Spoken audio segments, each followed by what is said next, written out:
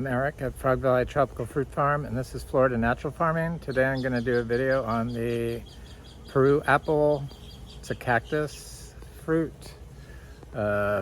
Cereus repandus, C-E-R-E-U-S, R-E-P-A-N-D-U-S is the Latin name. And also on the Bruni Dragon Fruit. And I'm also going to look at other dragon fruits and show you how we grow them. So we grow everything naturally here. We don't water anything. One thing you don't have to worry about water on is cactus, that's for sure, in Florida. And this is our Cereus repandus, the Peru apple tree, or cacti. And it's got some new flowers on it. It's got little tiny flowers forming. It dropped a couple of tiny fruit that were ripe. You can make pickles out of those, but it's also got little flowers starting up all over it. This is where I removed the one fruit on it. And I haven't tasted this fruit yet, and I always love trying new fruit. And I'm excited to compare the Peru apple with the Bruni star apple, because I have a ripe Bruni star apple. And Bruni star apple is an amazing super sweet variety of smallish, they're not real small, but they're small fruit compared to like the purple dragon fruit. And I picked a couple, and so I'm going to look at the Bruni dragon fruit because it's in bloom again. And here are the two fruits. So this is the Bruni star apple. It's a green fruited variety with a white flesh. And this is the Peru apple. I went ahead and pre-cut it, and I'm gonna go ahead and try it. I'm gonna try it first because I don't think it's as ripe or as sweet as the dragon fruit. It looks a lot like the dragon fruit. Lots of little tiny seeds. I think I'm gonna try to grow these seeds out, some of them. So here goes.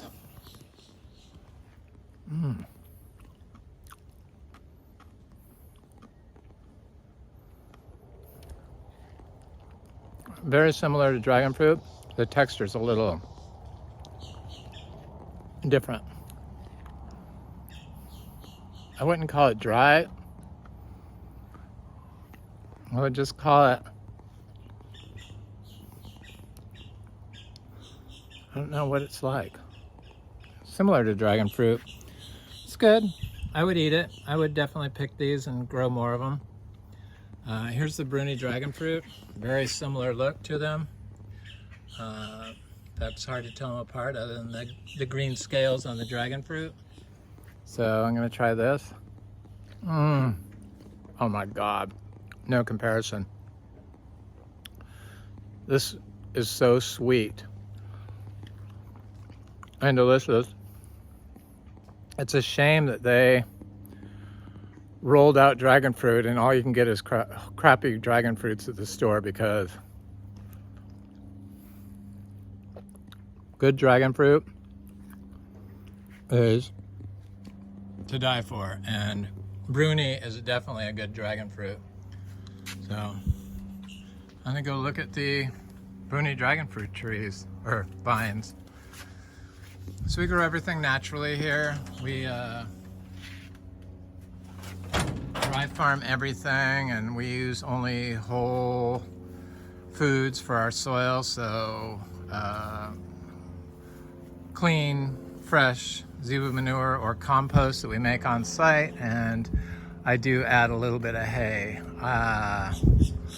because I lock my zebus. We use miniature zebus because we grow miniature zebus, and I lock them in at night, and so I put hay down to use as bedding, and then they eat some of it, and then they poop on it, and then I clean it out every day, and then I apply it once a day, every day of the year. And it's like one compost pile that we do in place, and I plant it next to a tree because we grow rare tropical fruit trees. And I always say we have 200 varieties, but we've got to have closer to 300 to 400 different species here now. I just keep buying more and more and more seeds, and they all seem to grow. And I don't even have to water them. Look at this Gingiber spectabilis. It's not awapui. That's an evergreen ginger species that's similar to awapui, but it isn't awapui. Awapui is not evergreen here. So we also have this fruit here, which is similar to the other cacti, but I've never tried this fruit. I don't think it's ripe. It's right here. I've heard they're not very good, but we have a lot of them. They're edible, and there's a lot of little fruit on this vine. Everything seems to grow in Florida, and everything seems to be able to grow naturally. That's the miracle of Florida. And we are here because we wanted to start an achachiro farm. And there's amazing bioactive compounds in the achachiro leaves and tissue and stems. And in the dragon fruit or in the Peru apple, they're high in antioxidants, the Peru apple is, and high in vitamin C, which is an antioxidant, and polyphenols and different bioactive compounds. Not a lot of studies on it, but there are some. So here's this Bruni star apple vine. Look at it, the red flowers up there. Beautiful red flowers. They're closed because they open at night, but all those will be fruit, and this is how we grow them. And they seem to produce a lot of fruit. There's some other little fruits on here, and there's some up higher. And here's one that's set, but they seem to all be setting. It's very prolific. I see a great big giant fruit right there, and I see another fruit there. So I really love the Bruni dragon fruit. I don't know why I keep calling it star apple, but it must be on my mind, probably because I walk by that star apple that has all the fruit on it all the time. So growing in this, because I want them to cross, so growing in this with this Bruni, I have another species, and I added a third, I think. In fact, I know I did, a giant purple variety. So this is the giant yellow that I grew from seed, and it's taken forever because we are kind of north for these ultra tropical, like the giant yellow dragon fruit. And so it takes a little longer, especially from seed. It just is taking, and we don't water, so it always can take a little bit longer. So that's how we do it. And I found that putting them on the palm trees, they grow up to the top, and then they hang down, and then they bloom. But it can take a few years before them to get this large. And I don't have to do anything. I don't have to build a trellis. I don't have to get no nasty scaffolding put together. I don't have to put them in pots. I've seen so many dragon fruit farms in Florida where they're all in plastic pots, black plastic pots. I just did that video on plastic, and people need to really wake up. It wasn't very popular for some reason.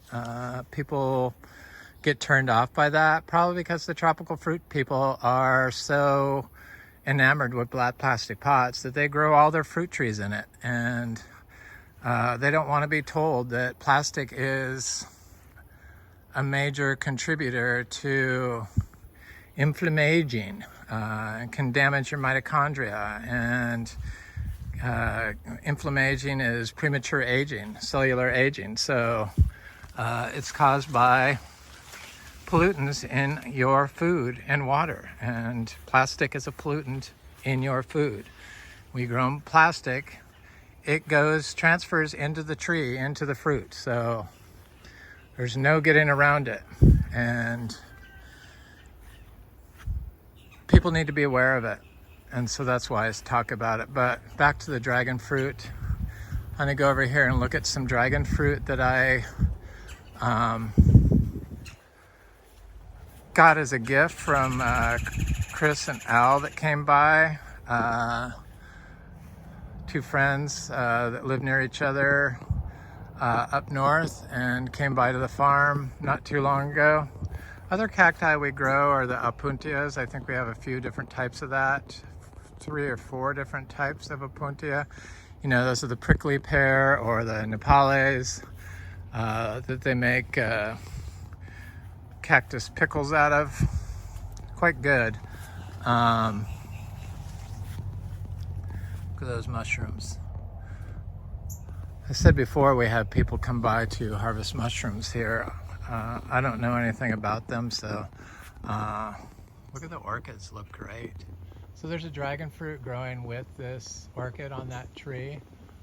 It's finally up to the top. I believe that's the giant purple, but it could be the Bruni. I need to put another variety on there.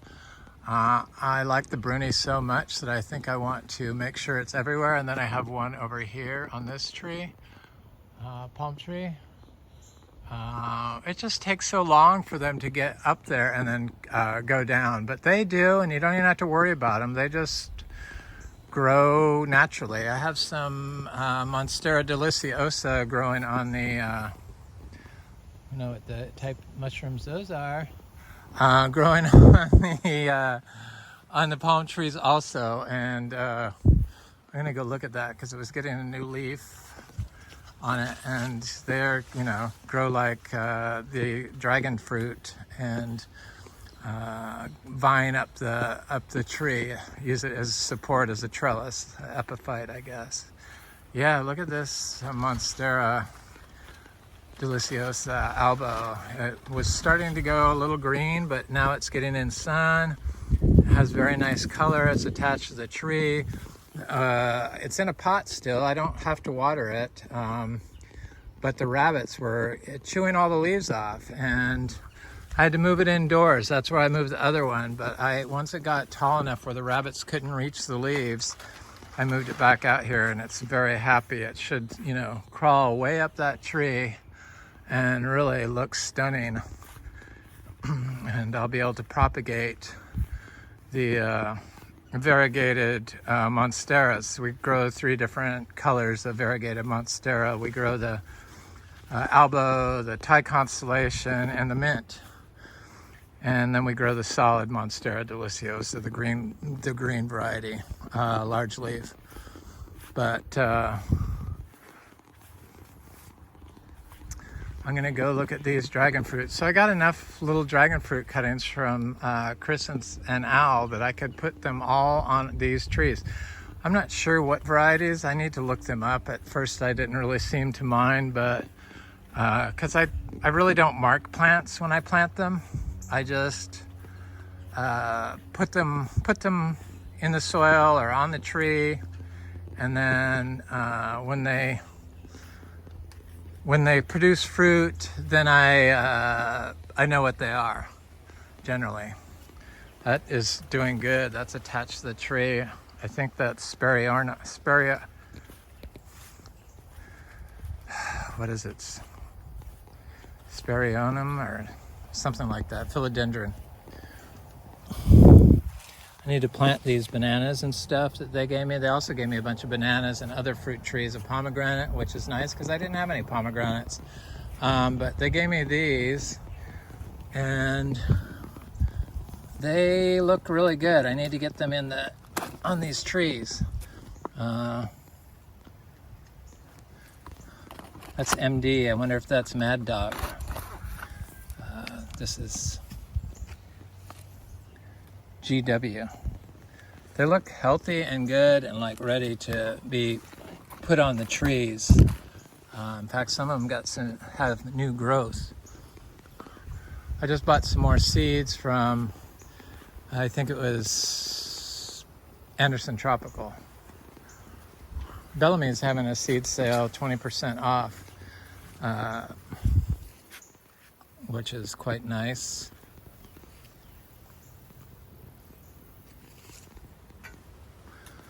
So I planted my Garcinia, one of my Garcinia latissimas. That's the super huge seed Garcinia that was my first $50 seed I ever bought. The red fruited Garcinias. We do specialize in Garcinias. That's why we started this farm, and the fruit looked really amazing, though the description of tartness didn't appeal to me, but just the color of it, I knew that the leaves would probably be super medicinal. And I have it planted with one of the Inga seedlings, the Inga Fuilii, and here it is right here, and it looks very good. It still hasn't put out any leaves, but it's very dark, black almost stem. And when I took the seed out of the pot, that, you know, it's a little seedling, because I figured the root was going to be going through the whole of the pot. It wasn't yet. This whole seed was like completely like an empty shell, like it took all the energy to grow that plant. So we grow about 6 different types of cacao also, and right there is the jaguar cacao I planted recently.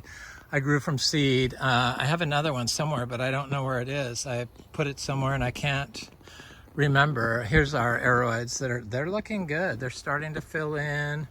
Eventually it will all be filled in here and look amazing. And there's a little cacao in here. I see one there. There's Poulisson. I got Garcinias in here. I got Mangostana Garcinias in here. I got Esqueleto Monstera in here. There's a little Mangostana right there. There's a Garcinia Lindera right here. And this is a little cacao right here. I just plant them real close together, and they seem to thrive.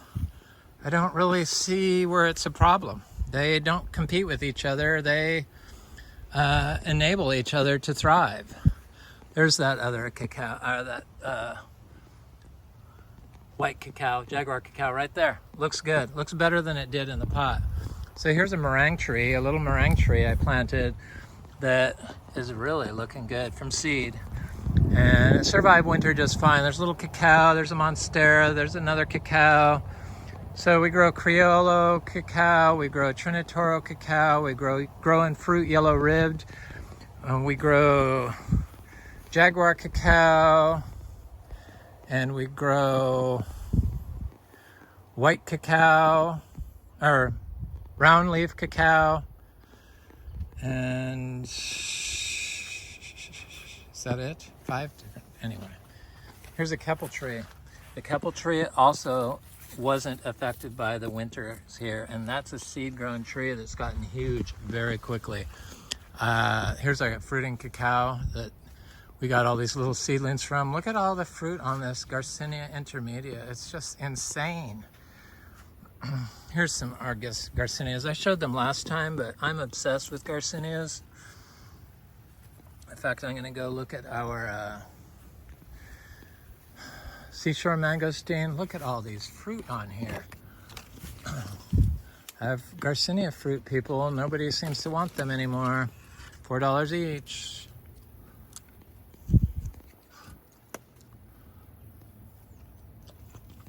My God.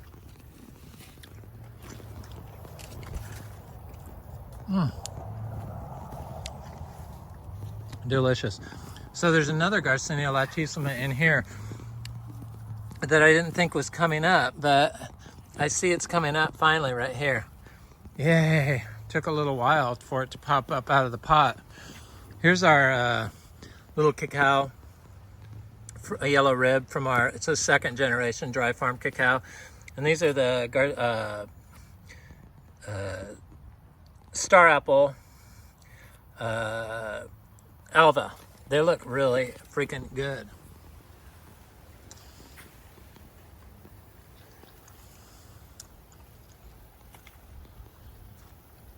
Stuff's really looking good here. This place is amazing. I can't believe I would think about selling it. It's just super amazing, but we produce so much fruit that I feel like it could really benefit from somebody else taking it to the next level. Here's some Garcinia linderos. It's a cacao.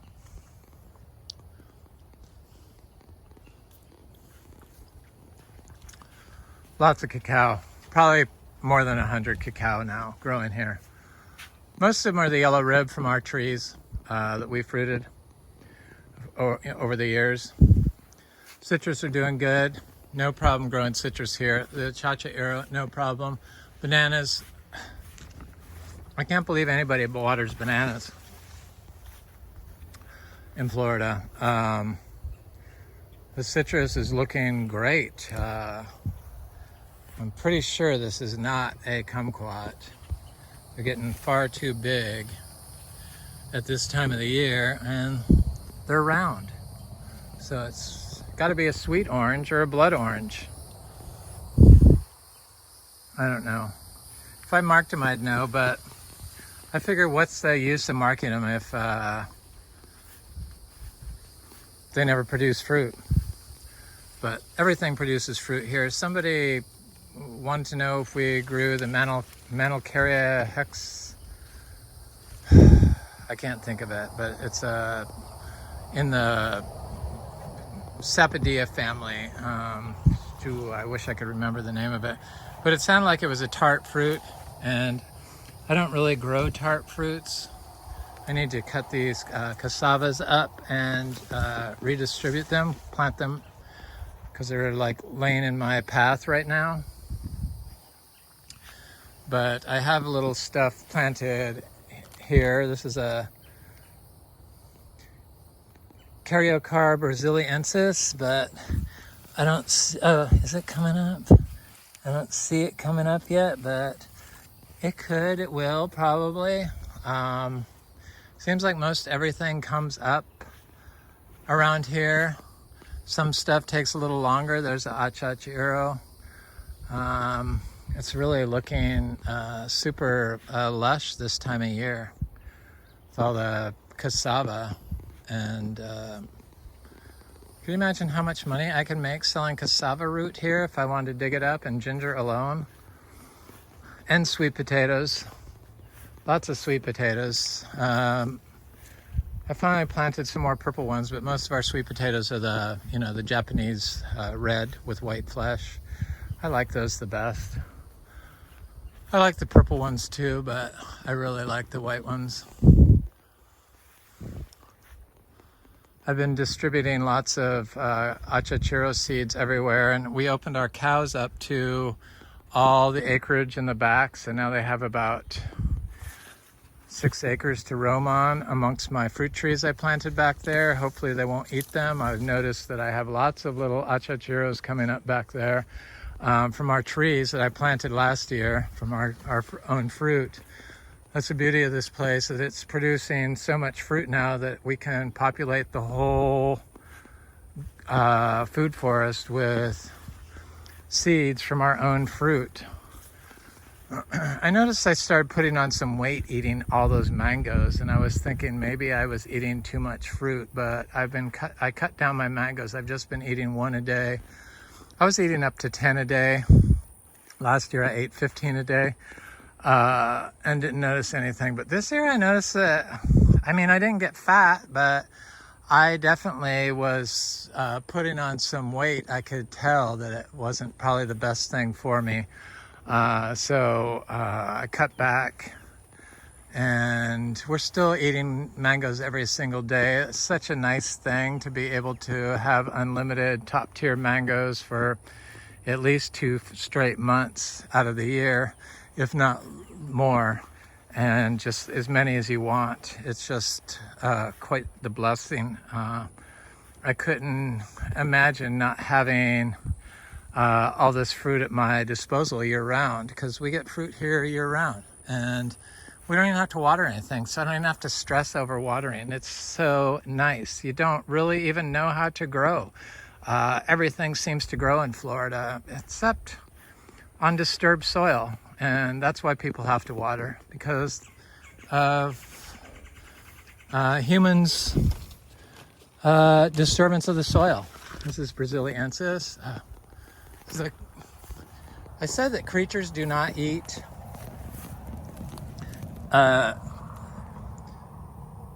Garcinias, but they do eat the seashore mangosteen. Here's one. It's not the biggest fruit in the world. this particular one. They're usually bigger than this, but it is red, and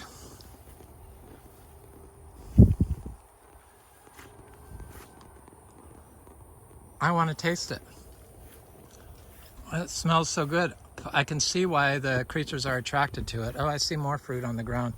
I see some that got eaten too. They love this fruit, and they knock it off on the ground, the creatures. They don't touch any of the other fruit. I wonder if it's the red color. It for sure could be the smell of the fruit.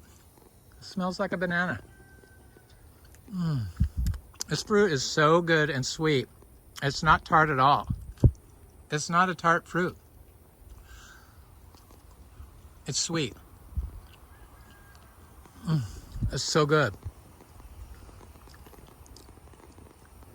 I think it has a better flavor than a chachero.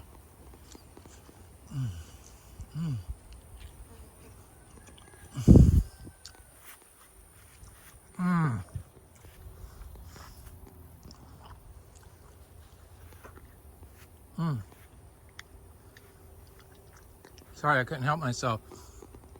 It's like I got a few seeds of that. Seeds of that are very expensive. I'm trying to plant all of them after I get them. So they knocked down and ate this fruit. They knocked down this fruit. They knocked down this fruit. This one wasn't even ready. They knocked down this fruit. I see little bites in them. So I'm going to take this fruit because I want to plant it. So there is a problem. Creatures are a problem on the Garcinia seashore mangosteen. It's a sweet fruit. It's not a tart fruit. This is not tart at all. I see lots of them on the ground now. I don't even think I came here yesterday. Maybe that's what's wrong. I didn't, because I've been working on the cow pastures, removing all those plastic stakes for our hot wire. So there's still quite a bit of fruit on here. The creatures cannot get all of it, thank God. This is the first time this fruit has, this tree has fruited, and it's quite a good job. You have to have a female tree of this. You do not need a male in order to get fruit, but you have to have a female in order to get fruit. Male trees I haven't seen produce fruit. Is it possible they could produce a random fruit? Yes, definitely, probably, but I don't know for sure. I don't know. But our trees have never produced any, our male trees have never produced any fruit.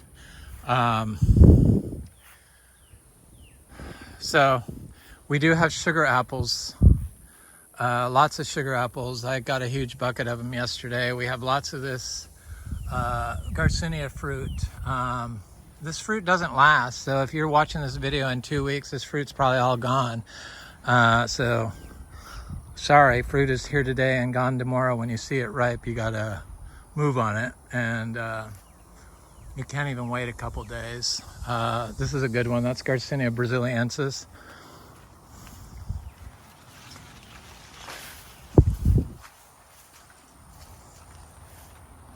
Oh my God, it's like fruit mania here.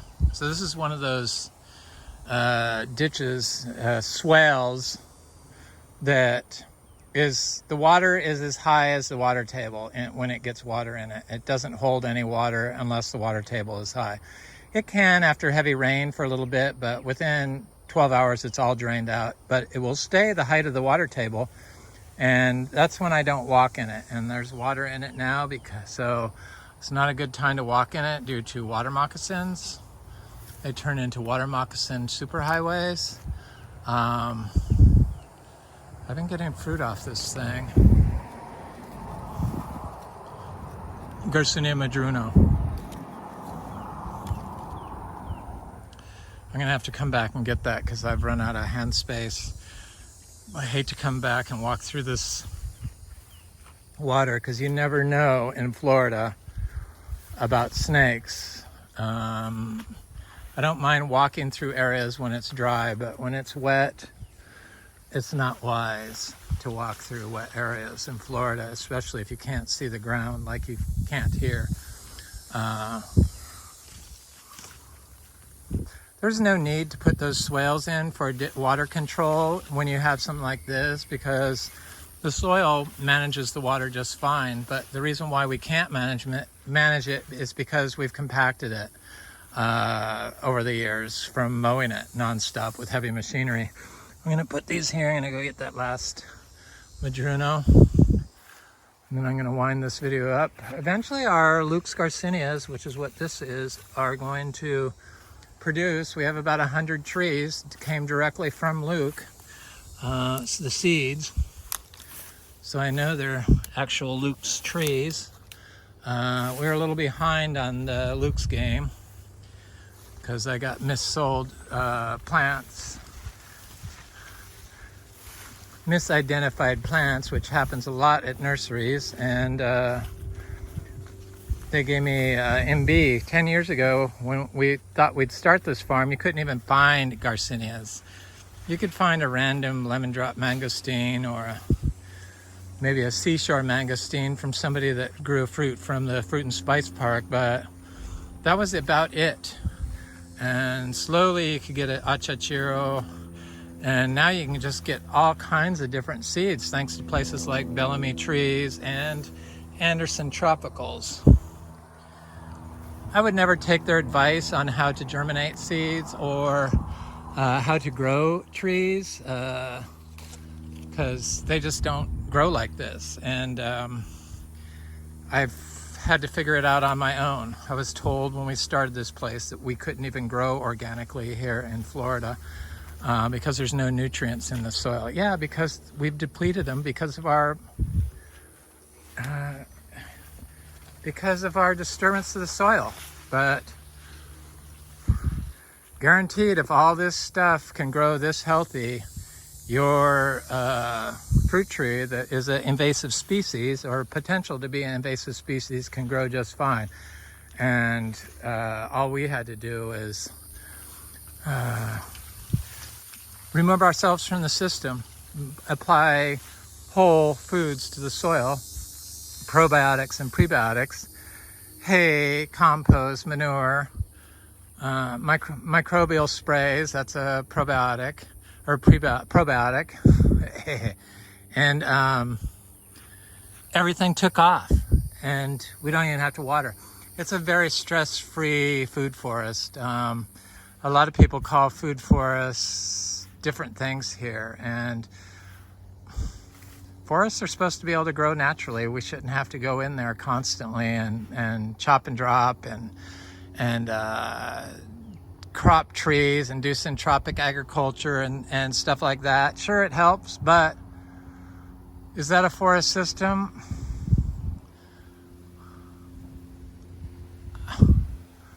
I don't know. I consider a forest system something that can sustain itself, and this could definitely sustain itself.